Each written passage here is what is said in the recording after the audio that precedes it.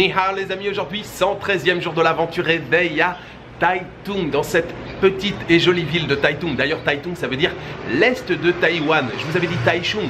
Taichung c'est le centre de Taïwan. Ici c'est Taitung, l'est de Taïwan. Alors j'ai envie de commencer cette journée par aller au Railway Art Village. C'est pas très loin d'ici, hein. C'est allez 5 bonnes minutes. Railway Art Village, il s'agit de l'ancienne gare ferroviaire, puisque où je suis arrivé hier, c'est la nouvelle gare ferroviaire. Et cette ancienne gare ferroviaire, ici à Taitung, on s'est dit, au lieu de la détruire, de faire un immeuble à la place, on va la conserver, on va créer un espace intéressant avec un peu de street art, des galeries, des boutiques. Oui, il s'agit à nouveau d'un endroit comme il en existe de nombreux ici à Taïwan, d'un endroit réaménagé, réhabilité, mais ça a l'air très sympathique. Et puis à côté de ce Railway Art Village, il y a un parc qui a l'air vallonné avec une colline qui s'appelle Liushan. C'est le parc Liushan. Apparemment, une fois qu'on est sur les hauteurs de ces collines, on a de jolis points de vue sur la ville et bien sûr sur l'océan Pacifique. Ça a l'air assez sympa. Mais avant de commencer, avant de prendre la direction du Railway Art Village, j'ai envie d'aller par ici. Par ici, c'est la plage. J'ai envie d'aller voir l'océan. J'ai envie d'aller voir s'il est aussi déchaîné qu'hier. Alors, je vois déjà qu'il y a du vent, mais je vous l'ai dit, hein, hier, la côte est, ici, là, c'est toujours très venteux. On va aller dire bonjour à l'océan et ensuite direction le centre de Taitung.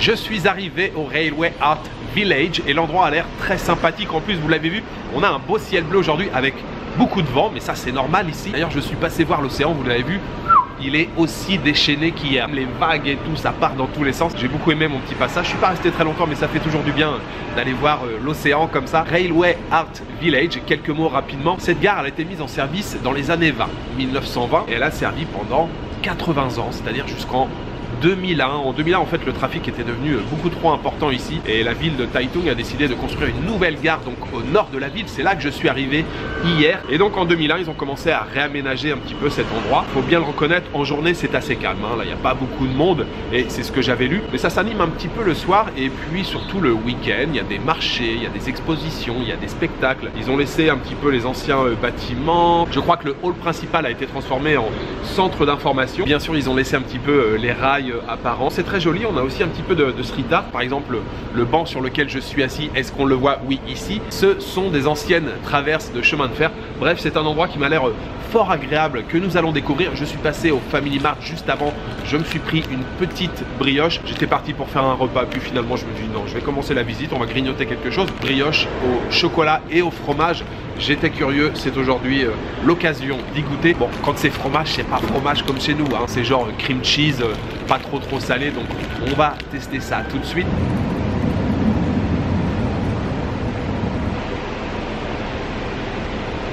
Bon, cette petite brioche, pas de quoi sauter au plafond non plus, mais ça va, c'est correct. Avec le café, on trouve bien le goût du chocolat. Par contre, le goût du fromage, rien, nada. Mais ouais, non, on va dire que c'est passable.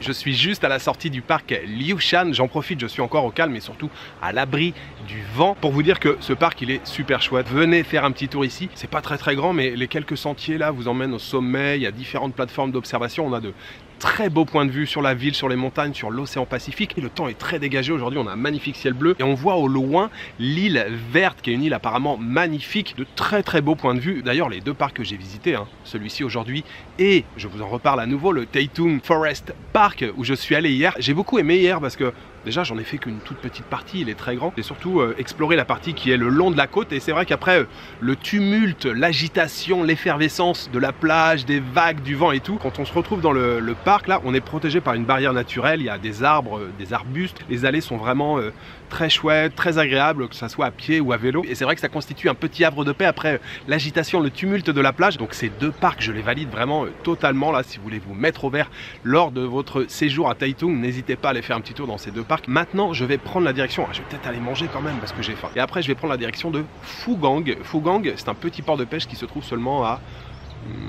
5-6 km là au nord de Taitung. C'est d'ailleurs de là-bas que partent les bateaux pour aller sur l'île verte dont je viens de vous parler. Ce petit port de pêche a l'air très sympa, j'ai envie d'aller faire un petit tour et puis surtout il y a des navettes apparemment, il y a des bus donc c'est assez facile d'y aller.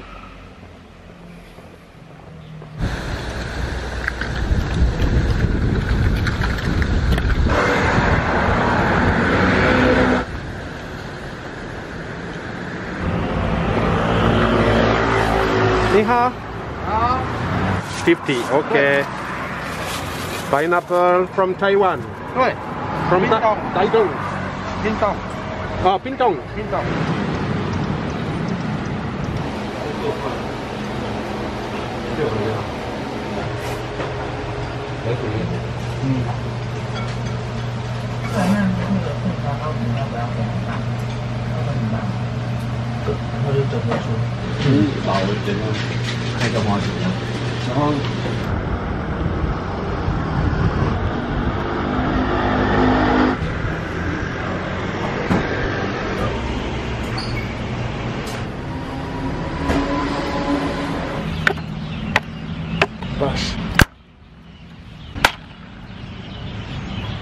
Je viens de passer 1 heure à chercher quelque chose que je n'ai jamais trouvé.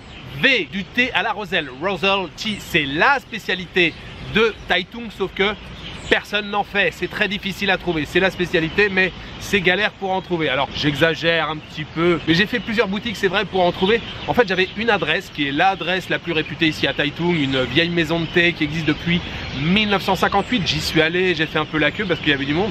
Et en fait, ils n'ont plus de thé à la roselle. Ils sont victimes de leur succès. Ici, des boutiques de thé glacé, de bubble tea, il y en a quasiment partout, à tous les coins de rue. Donc, j'en ai fait une deuxième, une troisième, une quatrième, une cinquième, une sixième, une septième. Enfin, j'en ai fait beaucoup. Bref, je n'ai rien trouvé. Je me suis rabattu sur un thé un peu plus classique, mais qui, je suis sûr, est très bon. Peut-être que le thé à la roselle, j'aurais pas aimé. La roselle, c'est une plante originaire d'Afrique, mais dont la culture a surtout été développée ici en Asie. Pour l'instant, je me suis rabattu sur un thé glacé qui est au kumquat et au citron. Celui-ci, je suis sûr que c'est très bon. Je dis oui complètement. Ce n'est pas un thé à la roselle, mais alors qu'est-ce que c'est bon. En plus, là, la boutique où j'ai acheté, c'est juste à côté. On peut choisir sa dose de sucre, on peut choisir sa dose de glace. Donc ça fait plaisir. Ouais, ça c'est excellent. Vous l'avez vu, j'ai aussi de l'ananas à manger, des morceaux d'ananas que j'ai acheté juste là-bas. Là, il y a un monsieur avec sa camionnette sur le bord de la rue. Là, il attend tranquillement que les clients viennent lui acheter soit l'ananas entier ou alors des morceaux comme ça. Là, on va se faire une petite dégustation, mais je suis sûr qu'ils sont très bons. Juste en ouvrant le sachet, là, j'avais déjà une odeur qui est venue me chatouiller les narines. Ça sent très bon. Il est excellent, bien juteux, bien parfumé, sucré. L'ananas taïwanais, je valide. Je vous ai parlé du bubble tea, je vous ai parlé de l'ananas que j'ai acheté, mais j'allais presque oublier le plus important. J'ai mangé un ramen tout à l'heure qui était délicieux. Pas de voyage au Japon cette année, mais par contre de la bouffe japonaise. Et c'est vrai qu'on est à Taïwan, la cuisine japonaise est omniprésente. Cette cuisine japonaise, cette cuisine d'origine japonaise, elle fait partie intégrante de la cuisine ici à Taïwan et même en dehors des chaînes de restauration rapide japonaises. On trouve plein de petits restaurants japonais partout et j'ai même lu plusieurs fois que les meilleurs restaurants japonais en dehors du Japon, c'était ici à Taïwan qu'on les trouvait. Et en tout cas, le ramen que j'ai mangé, c'est un ramen tonkotsu. Ce sont mes ramen préférés. Le restaurant où je suis allé, c'était vraiment tout petit, hein. Il y avait juste un comptoir. On était 1, 2, 3, 4, 5 et je pense qu'on pouvait tenir à 6 seulement une personne de plus. Le gars, il m'a même ramené plusieurs nouilles sur un plateau. Il m'a dit tu veux lesquelles et tout. J'ai choisi les pâtes. Le bouillon était excellent. L'œuf était très très bon. La viande de porc était aussi délicieuse. J'ai payé 140 $. Ça fait à peu près dans les 4,30 €. C'était royal. Donc tout ce que j'ai mangé là, le ramen, les morceaux d'ananas là qui étaient waouh, très très bon. J'en ai encore le goût là dans la bouche et puis le thé glacé aussi qui était très bon. Tout ça, j'aimerais les dédier aux tipeurs et j'aimerais remercier aujourd'hui Johan, Bartas et Bernadette et Eric. Merci beaucoup à vous trois pour votre générosité. Ce thé glacé, ces morceaux d'ananas et ce très très bon ramen, ils étaient pour vous.